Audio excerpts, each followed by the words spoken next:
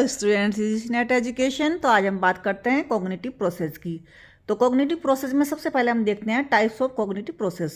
तो कितने हैं? सबसे पहला है अटेंशन, दूसरा है language, learning, memory, perception and thought, है ना।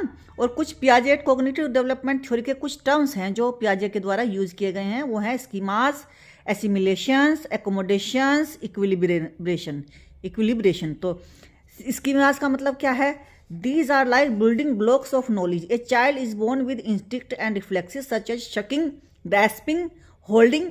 है as a child grows schemas develop through instruction, है ना। जैसे जैसे बच्चा बड़ा होता है तो स्कीमाज भी डेवलप होते रहते हैं, है ना। एसिमिलेशन क्या है कि it is a process in which an existing schema is used and applied to a new situation. जो उसने सीख लिया है उसको अब नई सिचुएशन में वो लागू कर सकता है बच्चा एसिमिलेशन करने के बाद। एकोमोडेशन इट इम्प्लाइज चेंजिंग और evolving strategy when an existing schema does not work.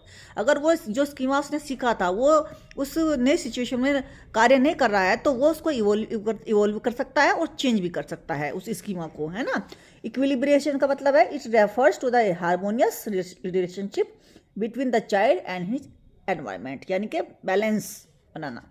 तो ये हो गए आपके जो है types of cognitive process and Piaget's cognitive development theory के कुछ टर्म्स यूज्ड बाय पियाजे, जो बहुत इंपॉर्टेंट है। और आपके यूजीसी नेट क्वेश्चन उसमें जो पेपर में आते बहुत हैं कि इसकी वहाँ क्या क्या क्या अर्थ है, सिमुलेशन को क्या, एकोमोडेशन के, इक्विलिब्रियम किसके शब्द हैं, किसके द्वारा यूज किए हुए शब्द हैं।